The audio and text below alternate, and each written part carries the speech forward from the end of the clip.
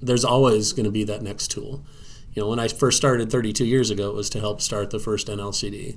And so I've seen that progression of methodologies over time. There's always going to be that next best thing. AI is that next best thing now. 5 years from now, I'm sure it's going to be AI-based, but it may be completely different. And so I think that's the thing that is always the case in science, always staying on top of the game, looking what's happening in the field, and always adapting.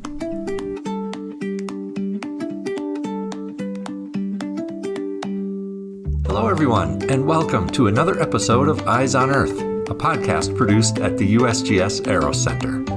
Our podcast focuses on our ever-changing planet and on the people here at Aeros and across the globe who use remote sensing to monitor and study the health of Earth. My name is Tom Adamson. Artificial intelligence, also known as AI, is quickly becoming a necessary part of geospatial work at Aeros. I had a conversation with Aeros Director Pete Doucette about AI and its uses here at Aeros. I also spoke to others at Aeros who are using AI in their work to help clarify what it all means and what its benefits and challenges are. Fair warning to listeners, we did have to use some of the jargon surrounding AI, like machine learning, deep learning, and convolutional neural networks. Now, don't be intimidated. It's a new technology and a very big change we're going through. Pete encourages us to be open to the new technology and its great potential to helping us at Aeros make the work we do better, more efficient, and more useful.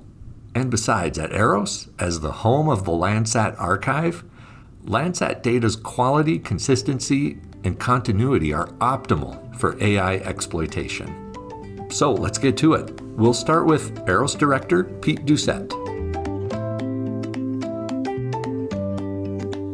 Last summer, we did an Eyes on Earth episode with a USGS scientist about mapping the California coastline. He described AI like this: you're teaching a computer to learn by example. Is this a fair way to describe AI, or is there more to it than that? I think Sean's characterization was a useful way to think about AI in terms of a concise way to put it. I think to better understand the bigger picture of what AI is, because a lot of people are still wondering, what is it really? Yeah. It's useful to understand the different phases of its evolution. So the term AI was initially coined back in 1956. At that time, what kind of dominated the AI methodologies, if you will, had more to do with rules-based systems. For example, creating a set of rules that an algorithm would just carry out. And so that way of thinking of AI dominated for probably a couple of decades until we entered into the machine learning, which is kind of what Sean's alluding to here, learn by example. Yeah, up until that point, it's really just computers are doing things faster than humans can. Yes, in a way, depending on what the application was. So oftentimes, applications were very targeted and specific, not very flexible, but they were effective. Okay. If we think about learning, say, to ride a bike, okay, you can learn to ride a bike from a manual, a user's guide on how to ride a bike. And so that's kind of a knowledge-based way of thinking about the early days of AI. A more effective way to learn to ride a bike is actually getting on it through trial and error, balancing and falling down over and over again until you figure out how to balance, is more in line with the machine learning way, in that you're taking in the information and learning from the information that you take in real time. And so that's kind of the, I guess, metaphor I would use to describe what AI was in the past, essentially a manual for learning how to do something versus a trial and error way of learning it. So what is your background? How did you get interested in AI and promoting its use among geospatial professionals? So my first career job was with Defense Mapping Agency, which is now known as National Geospatial Intelligence Agency, or NGA. The mission of DMA, which hasn't changed, it's basically to map the planet largely from satellite data, that part of the planet that the USGS doesn't map. So the USGS is charged with mapping the United States, and NGA has the rest of the planet. So back in those early days, the mapping process was conducted through digitizing or tracing features from imagery, oftentimes from satellite imagery. And the business of map making transitioned from using analog film-based products, right, to digital products. That was a major transition for the map making process. And that's roughly when I entered into that scene of map making, and NGA was transitioning. With digital imaging, of course, that afforded you all kinds of computer vision-based methods to assist in, digitizing or tracing out features such as, roads, buildings, rivers, these kinds of things. And so it was a course that I took at Purdue in 1993, if I recall. That was called Engineering Aspects of Remote Sensing. It was taught by Dr. David Landgrebe, who was actually one of the pioneers on using Landsat data. And at that time, he was one of the forward thinkers on how to extract information from multispectral scanner MSS data back in the day. And he used that data in his course as part of the labs and such. And so that was my kind of introduction to multispectral data analysis through David Landgrebe's course. It's curious that his last name was Landgrebe, right? using Landsat data. It was, a heck of a coincidence there. But that's what first got me kind of intrigued about using computer vision methods to automate the process of digitizing features or characterizing features from multispectral data. We're talking a lot about AI right now, but it really seems like there's a lot more buzz about it now than even 5 years ago. Why is that? There have been many pivotal moments through the history of AI. One of them occurred around 2010, which was the use of GPUs, graphical processing units, which was a hardware acceleration that was brought to bear on a method that's based on artificial neural networks. And so they hadn't really demonstrated neural networks had their value or potential up until that moment with using GPUs. And the realization was, well, we can just scale out the size of these neural network models because GPUs allow us that additional compute power needed to train these models. It wasn't really recognized as a great breakthrough moment at the time. It was more incremental. But it crescendoed up into the mid-2010s where it really started to take off. So let me get to the more recent time that you're asking about, even just 5 years ago. So when I talk about artificial neural networks, and that today is really what identifies what I'll call modern AI. The foundation represented by modern AI is really the neural network methodology. And there are other methods that have evolved through the decades that are more conventional. The way I would characterize the real difference with a neural network-based modeling of learning is that it's more inspired by how humans learn. And so it's not as though it's simulating, a human or a mammalian brain. That would be kind of overstating it, because neural nets is essentially a very simple mathematical approach to learning in a way that biological neurons in a human brain, don't do. It's much more complicated in a human brain. So in that sense, it's inspired, as I said. But the big difference is the way we train neural networks is inspired by the way humans learn through that trial and error process I was talking about before. So that's really the big breakthrough. And then just in the last few years, November of 2022, if I believe, is when ChatGPT entered upon the cultural discourse of the day. That big breakthrough was led by the concept of the transformer. So that's the T in GPT. And again, transformer is another one of those terms where most people just say, well, what does that mean? Why should I care? And how does it change the way I do business? The transformer is what allows the algorithm to make use of context. That was the big breakthrough. Okay. It's an absolutely pivotal concept in the world of machine learning and AI, the ability for the learning algorithm to make use of context. If you think about, for example, reading a novel, so any particular page that you happen to be reading, there's context, of what's going on that page in the story. But when you get to the end of the story, at the end of the book, what you read in the first chapter may factor into understanding the plot of the story. And so that's context that's well beyond just the immediate surroundings, but the full story. Okay. So now you understand what happened, or you're able to factor in what happened in chapter 1 to understand what happens at the end of the book. And so that's a much more expansive way of thinking about context. And so the word transformer itself, so one might ask, well, what's being transformed? And so what's being transformed is the input data is being made to be more context aware. That's the transformation process. Okay. So we've covered some of the AI terms and learned about Pete's background and where he's coming from. I'm going to turn now to Riley Fleckenstein, who works at Aros and is just about to finish his PhD in computer science at Dakota State University in South Dakota, and see how he would define AI. And we'll get into something called deep learning. He also has another interesting take on the context that Pete just talked about. Give me, in a quick nutshell, how would you define artificial intelligence? And I know we call it AI. It's kind of the broad field. It encompasses a lot of different subdomains.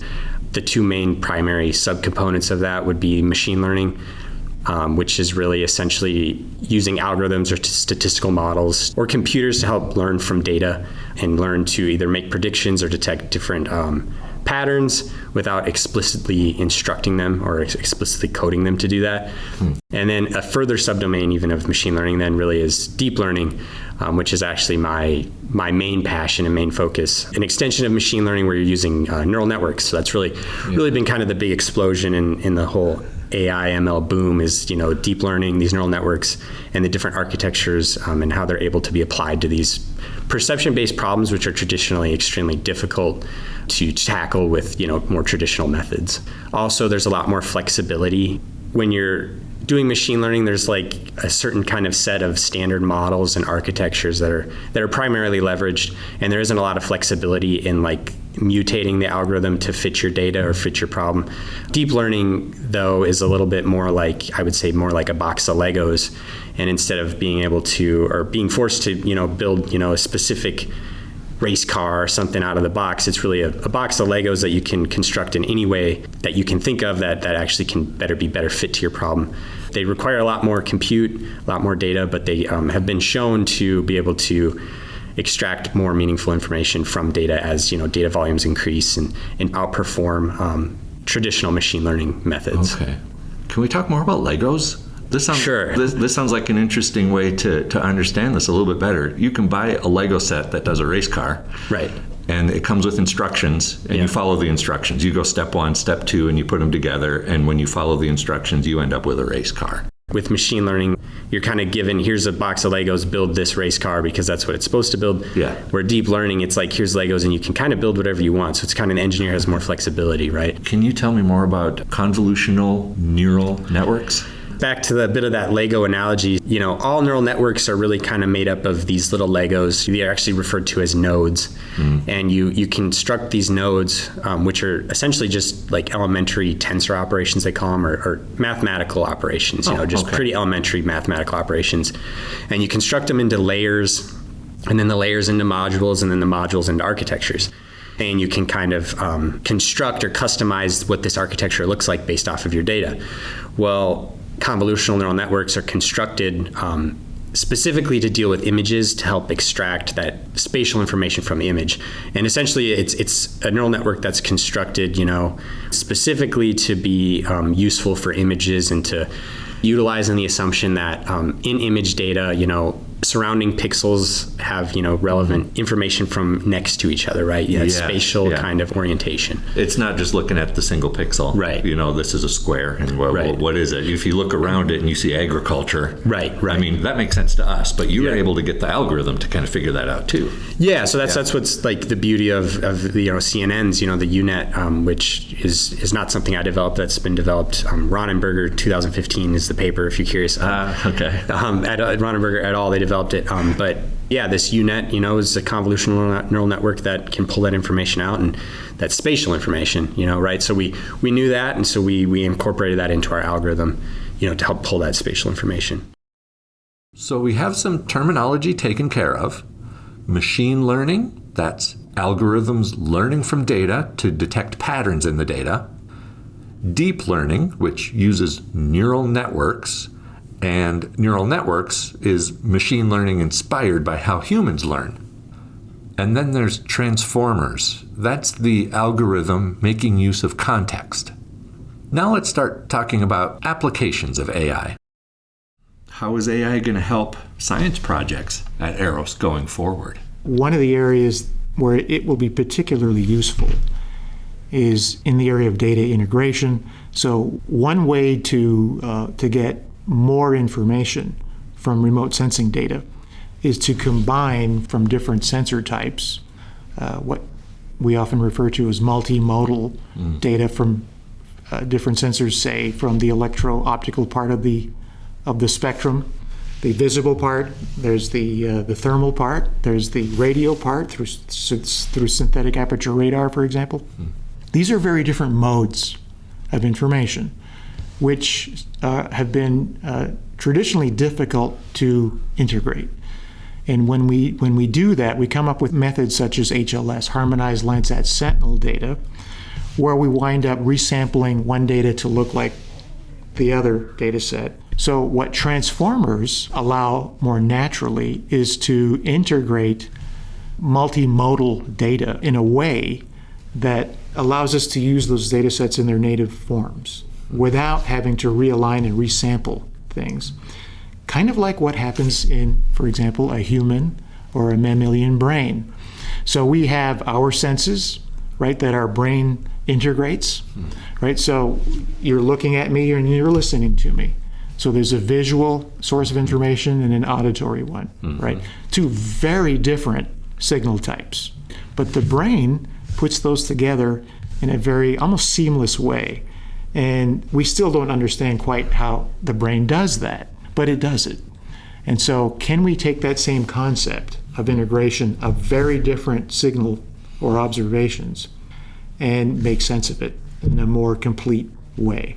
So that's where I think transformers, the modern AI concept, has the largest potential with where we're going to take our remote sensing science. And in the future, we're expecting Landsat Next, which is going to have even more of those spectral bands. Absolutely. It feels like this will be even more important to be able to understand by the time we get to that. Yeah. So I think the future way to message the value of Landsat, if you will, is to demonstrate how we can combine it with other modes of remote sensing data that make it a more valuable product beyond just itself. That's what AI will provide us the ability to do. In theory, it's yet to be demonstrated in a very concrete way, but that's where the future research resides, is the integration aspect of multimodal data using transformers. We should be seeing an increased amount of research at least I would encourage research in that particular direction. Next, we talk about another application of AI at Eros. For that, I'd like to introduce Terry Soule. Hi, I'm Terry Soule. I'm the Science Branch Chief for the Integrated Science and Applications Branch here at Eros. I've been here about 32 years, and I'm glad to talk to you today. All right, thank you. So I'm going to look at the merger that we did recently of the National Land Cover Database and the Land Change Monitoring, Assessment, and Projection projects. So two projects that did land cover. Both used forms of deep learning, and I would still call that some form of AI, although a little bit more rudimentary. When we look toward the future, we realize that we need to become more efficient.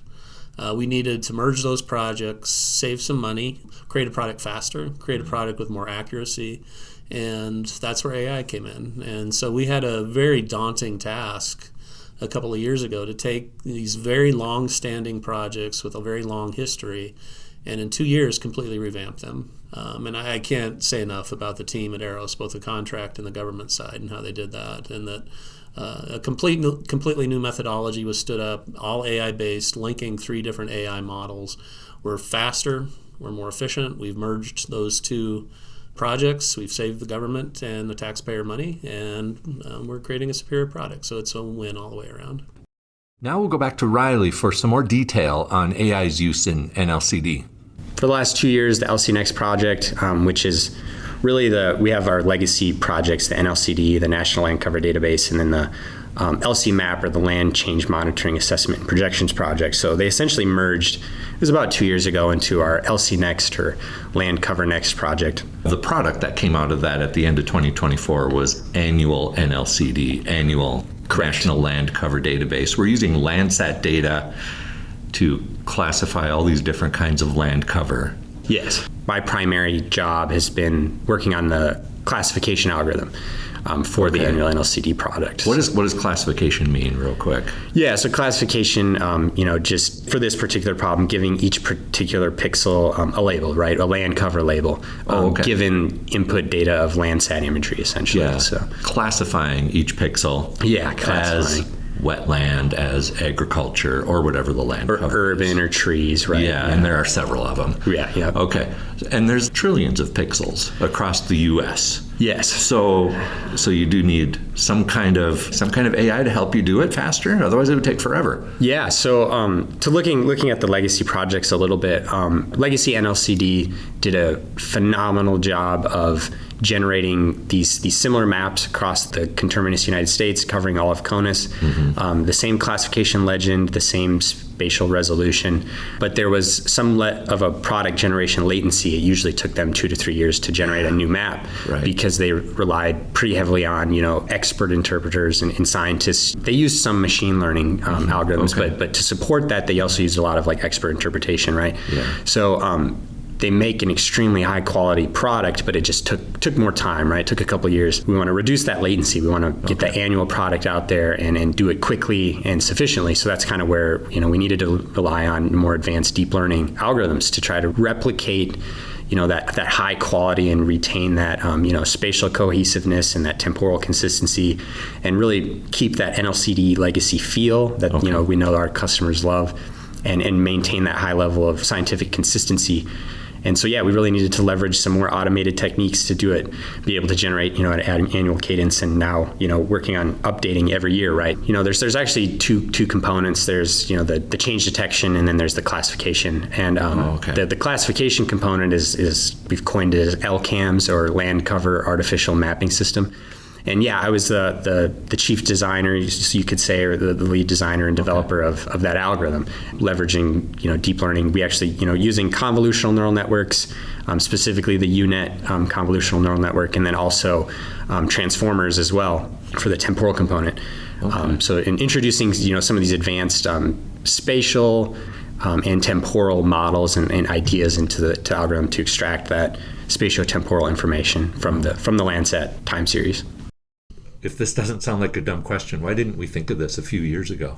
We didn't have the capability. I mean, and there are definitely, from a staffing perspective, but also from a computational and a resource perspective. It's very data hungry. It's very computationally hungry, and those resources continue to grow in terms of our access to them, and we need that. And so, to be frank, some of the things that we are doing right now, 5 years ago, we couldn't. I mean, we just didn't have the computing resources or the technical skill to be able to pull it off. But that's part of the challenge too. It's a combination of people, the IT resources, and the will to try something new. It is changing fast. It is changing fast. Are there any other projects besides that one that are going to benefit from that too? There are multiple projects that are pursuing AI, and they're linking into some of the work that's been done on NLCD. I'm also looking forward to the next generation of AI in the building, and that's something that Neil Pastic is helping us lead. And that, right now, traditionally in the building, it's been project by project in terms of how we generate these products. What we're looking for right now is looking toward a new foundation model approach, a transformer-based foundation model that is something that could form the core of many projects. And so the thought is that by having this foundation model as the core, we can put different heads on that model and produce land cover, produce evapotranspiration, produce impervious surface, and other data sets. And the advantage of that is from a cost perspective, but from a user perspective too, it also ensures that all of those products that we generate are very consistent with each other. And that's a huge advantage compared to the every man for himself paradigm that we have right now for our projects. Okay, it's kind of cutting across different research areas is what it comes down to. Yeah, and it has the potential to less training data, less compute time, and leveraging work across multiple projects. It should help us become more efficient. Terry dropped the name of our fourth guest for this AI episode, Neil Pastic. Neil will tell us more about the foundation models that Terry mentioned. Will you go ahead and introduce yourself? Give us your background. Yeah, absolutely. Well, first off, Tom, thanks for having me on the show today. My name is Neil Pastic. I'm a research physical scientist with the Aros Data Center. I've been conducting data science research for environmental science applications for the past 15 plus years. So over the past half year or so, I've been developing a suite of geospatial or Earth foundation models. And you can think of these things as large-scale deep learning models pre-trained on huge corpuses of geospatial information. For example, imagery collected from Landsat, Sentinel-2, and the like. And the idea is akin to how large language models operate on text, but instead we're really just working with remote sensing data. So we're crawling the entire archive, trying to exploit patterns therein, and using that information to better understand the landscape around us. So it's all about developing and leveraging artificial intelligence, and more specifically machine learning, deep learning, to help land use managers and scientists on the planet do more. What else can you say about foundational modeling? How can that be useful to someone who downstream is going to use the data that you're working on? Yeah, so there's two sides to that coin there. So if we develop this geospatial foundation model, which is, like I said, pre-trained on huge amounts of geospatial information, it's basically learning a compressed representation of what that data is. So it's a distilled knowledge hub, per se, that can be mined by others. So it's a compressed representation of the data set, and these compressed weights can then be used for downstream tasks with a little bit of fine-tuning and limited model labels. The outputs of these models range from historical and future estimates of surface reflectance. So folks can use those outputs. Say, for example, we have this pesky issue of clouds within optical satellite imagery. These foundation models are really good at gap filling the clouds, making use of patterns that they've seen in other parts of the landscape. So we can gap fill imagery, which is can be very pivotal for some applications. Another thing would be using those predictions of surface reflectance and turning those into snow abundance maps at a weekly and or finer temporal resolution. So not only are the model weights useful, but the outputs from said model can be super useful as well. Okay, so what kinds of things can that do? What's really exciting about these models is they're designed to be incredibly effective even in the face of limited labeled data. And we are in a position as the land change monitoring mecca of the world, per se. We don't have a lot of good labeled data describing the landscape. So once we train these foundation models, they're really highly reusable tools that you can then use or repurpose for a bunch of different applications. So case in point, we've developed geospatial foundation models trained on Landsat and Sentinel-2 data, and we use those features inherent within the model for mapping burn scars and progression, forecasting invasive species cover in the western United States, monitoring snow depth, abundance, as well as snow water equivalent. And all that information is pivotable for land use managers and water resource managers. So even if they don't have the technical prowess to actually use the model themselves, the outputs are super important for them. But this also means once we stand these models up, researchers and users don't really have to start from scratch. They can leverage the weights within these models to kind of speed up deployment of solutions. In short, we're basically making a cost-effective tool for gaining insights from geospatial information. We're going to end part 1 of this episode of Eyes on Earth right there. We learned about machine learning, deep learning, neural networks, transformers, and now we can add foundational models to that list. These models are pre-trained on huge amounts of data, in our case geospatial data, and can be used like reusable tools for lots of applications, and users don't need to hash through all that data from scratch. And we talked about a few science applications of AI. In part 2, we'll discuss how AI can help us fly the Landsat satellites, and we'll explore the challenges and benefits of using AI. Check out our social media accounts to watch for that and all future episodes. You can also subscribe to us on Apple and YouTube podcasts.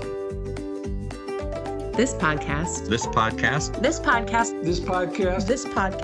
is a product of the U.S. Geological Survey, Department of Interior.